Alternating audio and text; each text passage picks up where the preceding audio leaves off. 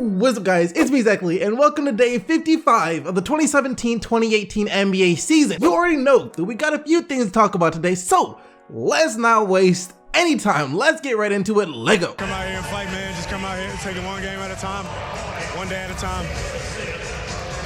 Just striving to be great, man. Trying to be the best. Just taking one day at a time, trying to be great.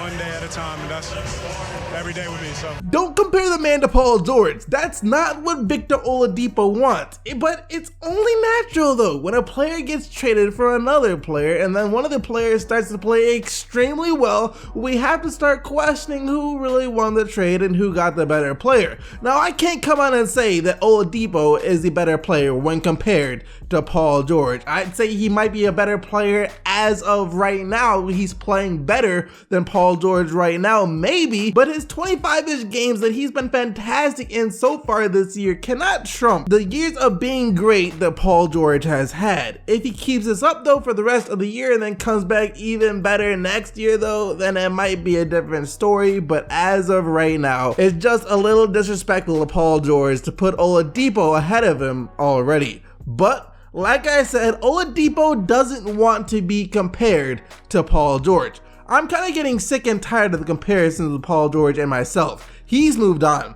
I've moved on. I'm happy here. He's happy there. I wish him all the best. I'm feathery right here as a Pacer. It must be nice to be a Pacers fan right now. You got a young star where you don't even have to worry about him trying to leave you for the next few years because he loves it there. He's a hometown kid. The Pacers love him. He loves it there. There's no reason for him to ever leave. He's going to be a Pacer for a really long time, which means that he will have many more performances like the one he had last night in the Indiana uniform. A career high 47 points, 7 rebounds, and 6 assists. Just hand him the most improved player award right now. There's no need to wait. Ain't no one taking it away from what Depot has done. And I think what's so great about him is just how humble he has been in his breakout years so far. Whenever he's asked about how well he is playing, he just gives all the credit to his teammates and to the great chemistry that they have. I mean, take a quick look at his post-game interview after his career game yesterday. Forgive me. My teammates were phenomenal today. Like these guys, man, these guys are amazing. Like it's amazing, man, how much growth they've gotten over the week and over the year so far, and how our chemistry is, and how guys just lift each other up, man. This is the most positive locker room I've ever been a part of, and it's incredible. I mean, we're down all the time, and no guy lets his guard down. No guy lets his head down. We just lift each other up, man. And these guys over here, man, it's a special group. It's a special team, and I'm just honored to be a part of it with them. You can clearly tell that he and this Pacers team do have some great chemistry. They're 16-11 now on the year. No one saw this team being as good as they are right now. Victor Oladipo is taking a lot of people by surprise, and so are the Indiana Pacers. How often do people talk about the Toronto Raptors? It seems like never. Maybe it's because they always underperform in the playoffs. So when they're playing this well in the regular season, you know, they just kind of get overlooked. It's like, sure, they're winning now, but what's that gonna mean once the playoffs start? Seems like the same thing happens every single year. Great regular season, but in the playoffs, they're kind of like the Los Angeles Clippers of the East. Last year though, I went on record saying that it will be different this time, that the first couple of years of experience will help them play better in the postseason. Then they barely scraped past Milwaukee in the first round before Kyle Lowry went down in Cleveland in the semis, and after that, Toronto just seemed to roll over and play dead. Didn't put up much of a fight at all in that series.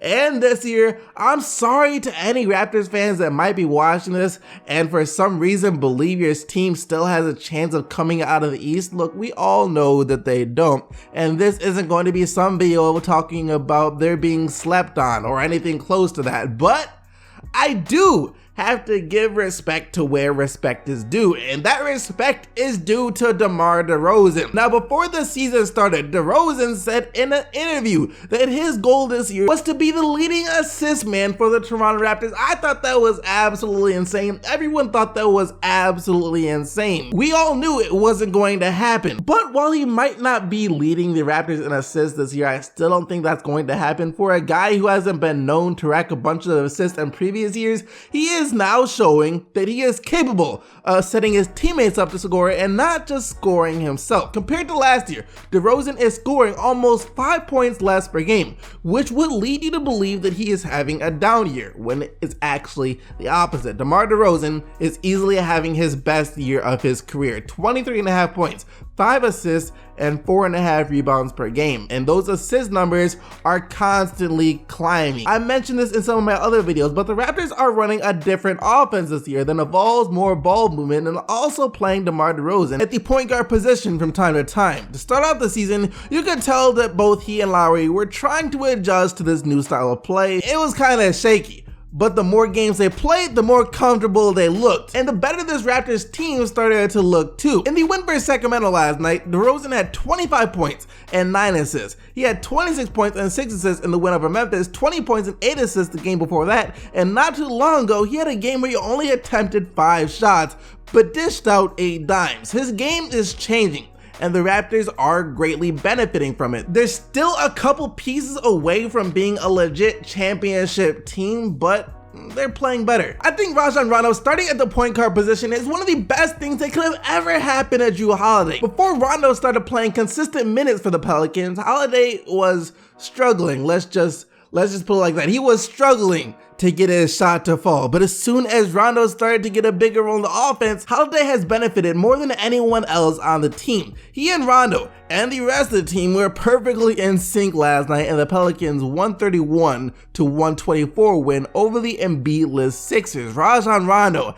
had 18 assists, 18, while Jrue Holiday dropped 34 points of his own. Teams in the Western Conference had better do everything in their power to avoid matching up against this team in the first round this year. If Holiday can keep playing like he's been playing and Anthony Davis can stay healthy, those guys plus Boogie and a playoff national TV Rondo are problems that no team wants. Holiday though, over the past 10 games is averaging 22 points per game while shooting the ball really well too. That's exactly the kind of help that Cousins and Davis have needed so desperately, and hopefully they can keep this up. Make that 6 straight losses for the Detroit Pistons last night in one of the uglier games of the season. If you enjoy watching high scoring, great shooting games, and this wasn't the game for you. The Celtics let the Pistons in this one from start to finish, as the Pistons couldn't get anything to fall on the offensive end. Boston had a lead as big as 16, I believe, in the fourth quarter, but then Detroit finally got some shots to start falling and were able to go on a 12-0 run to cut the lead down to 4 with 4 minutes remaining. That's as close as they would get it though, because after that, timely threes from Al Horford and Jason Tatum,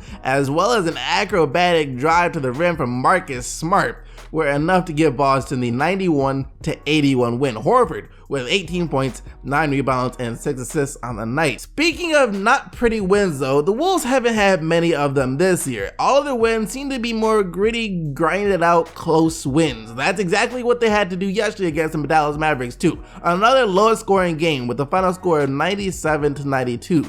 Crazy that that's considered low scoring now though. 10 to 15 years ago, that was actually a pretty high scoring game in the NBA. Karl Anthony Towns and Jimmy Butler both played really well for the Wolves last night. Towns with 28 points and 12 rebounds and 3 steals, while Butler had 22 points, 8 rebounds, and 5 assists. I feel like it's been a while since Porzingis had a 30-point game. He was on fire to start the season, having 30-point game after 30-point game, but he has cooled off a little bit now, I guess. He did score 30 last night though, as the Knicks get the 111-107 win over the Hawks in a game where Michael Beasley somehow managed to foul out in only 10 minutes. The crowd at the Garden loved it though, as they gave him a standing ovation on his way out. The Knicks and their fans are one of the more interesting, let's just put it like that, organizations in the NBA. How do you foul out in only 10 minutes though? That wraps up all the action from last night though. You guys can go vote for the player of the day by clicking this little card. I believe it's going to be right here. Just remember, the only players whose team won are eligible to win player of the day. And yesterday you guys selected Giannis Antetokounmpo and his 37 points, 13 rebounds, and 7 assists